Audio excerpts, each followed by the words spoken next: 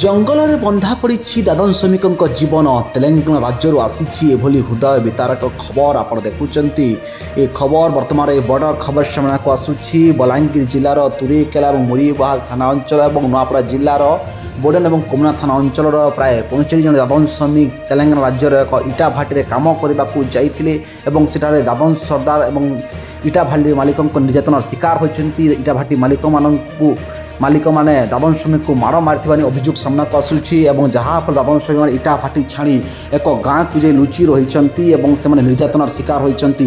ଆପଣ exclusive visual ଦେଖୁଛନ୍ତି local screen ମାଧ୍ୟମରେ ଯେ କେଉଁଭଳି ଭାବରେ ତେଲେଙ୍ଗାନା ରାଜ୍ୟର ଏକ ଇଟା ଭାଟିକୁ ସେମାନେ କାମ କରିବାକୁ ଯାଇଥିଲେ ଏବଂ ସେଟା ନିର୍ଯାତନାର ଶିକାର ହୋଇକି ଆସିଛନ୍ତି ଏବଂ ସେମାନେ ଉଦ୍ଧାର ପାଇଁ ଆକୁଳ ନିବେଦନ କରିଛନ୍ତି। ତୁରେକେଲା ଅଞ୍ଚଳ ଜଣେ ଦାଦନ ସର୍ଦ୍ଦାର ଏମାନଙ୍କୁ ଅଗ୍ରିମ ଟଙ୍କା ଦେଇ ରାଜ୍ୟ ବାହାରକୁ ଚାଲାଣ କରିଥିଲା, ବେଆଇନ ଭାବରେ ଚାଲାଣ କରିଥିବା ନେଇ ସୂଚନା ମିଳୁଛି ଏବଂ ଦୀର୍ଘ ବର୍ଷ ଧରି ସେ ଦାଦନ ସର୍ଦ୍ଦାର ଜଣକ ତୁରେକେଲା ଅଞ୍ଚଳରୁ ବେଆଇନ ଭାବରେ ଲଗାତାର ଶ୍ରମିକ ଚାଲାଣ କରୁଛି ଏବଂ ଶ୍ରମ ବିଭାଗର ଖୋଲାଖୋଲି ଭାବରେ ଏମାନେ ଚାଲାଣ ହୋଇଥିଲେ ଏବଂ ବର୍ତ୍ତମାନ ଉଦ୍ଧାର ପାଇଁ ସେମାନେ ନିବେଦନ କରିଛନ୍ତି ଏବଂ ତାଙ୍କୁ ମାଡ଼ ମରାଯାଉଛି ଏବଂ କାମ କରିଥିବା ପାରିଶ୍ରମିକ ମିଳୁନଥିବା ବେଳେ ସେମାନେ ବର୍ତ୍ତମାନ ଭୋକ ଉପାସ ରହିଥିବା ନେଇ ଅଭିଯୋଗ ଆଣିଛନ୍ତି ଦାଦନ ଶ୍ରମିକମାନେ। ତୁରେକେଲା ଏବଂ ମୁରିବାହାଲ ଥାନା ଅଞ୍ଚଳ ସହ ନୂଆପଡ଼ା ଜିଲ୍ଲାର ବୋଡେନ ଏବଂ କୋମନା ଥାନା ଅଞ୍ଚଳରେ ଥିବା ଜଣାପଡ଼ିଛି। ମୋଟ ଏମାନେ 25 ଜଣ ଦାଦନ ଶ୍ରମିକ ରହିଛନ୍ତି। ତେଲେଙ୍ଗାନା ରାଜ୍ୟର ଟିମାପୁର ଥାନା କରିମନଗର ଜିଲ୍ଲାର ପରା ଏସ୍ଏସ୍ବି ଇଟା ଭାଟିକୁ କାମ କରିବାକୁ ଯାଇଥିଲେ। ସେଠାରେ ମାଲିକ ସନ୍ତୋଷ ରାଓ ନରେନ୍ଦ୍ର ରାଓଙ୍କ ଇଟା ଭାଟି ରହିଛି। ସେମାନେ ତୁରେକେଲା ଅଞ୍ଚଳରୁ କାମ କରିବାକୁ ଯାଇଥିଲେ ଏବଂ ଏମାନଙ୍କୁ ତୁରେକେଲା ଅଞ୍ଚଳ ଜଣେ ଦାଦନ ସର୍ଦ୍ଦାର ଚାଲାଣ କରିଥିଲେ।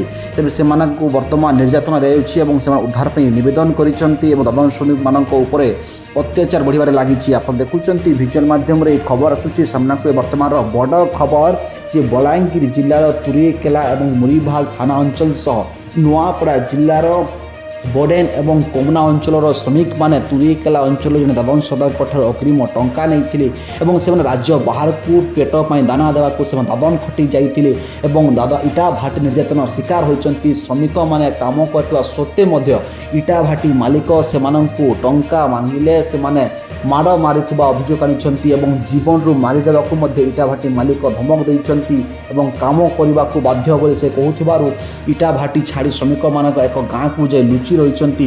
ଜଙ୍ଗଲ ଅଞ୍ଚଳରେ ସେମାନେ ଲୁଚି ରହିଥିବା ଖବର ଆସୁଛି। ଏକ୍ସକ୍ଲୁସିଭ୍ ଭିଜୁଆଲ୍ ଦେଖୁଛନ୍ତି ଆପଣ ଲୋକାଲ୍ ସ୍କ୍ରିନ୍ ମାଧ୍ୟମରେ ଯେ ସେମାନେ ତେଲେଙ୍ଗାନା ରାଜ୍ୟର କରିମନଗର ଜିଲ୍ଲା ଟିମାପୁର ଅଞ୍ଚଳ ଥିବା ପରେଲା ଏସ୍ଏସ୍ବି ଇଟା ଭାଟିକୁ କାମ କରିବାକୁ ଯାଇଥିଲେ, ଯେଉଁଠାରେ ସନ୍ତୋଷ ରାଓ ଏବଂ ନରେନ୍ଦ୍ର ରାଓଙ୍କ ଇଟା ଭାଟି ରହିଛି ଏବଂ ତୁରେକେଲା ଅଞ୍ଚଳ ଜଣେ ବହୁତ ଚର୍ଚ୍ଚିତ ଦାଦନ ସର୍ଦ୍ଦାରମାନଙ୍କୁ ଚାଲାଣ କରିଥିବା ସୂଚନା ମିଳିଛି।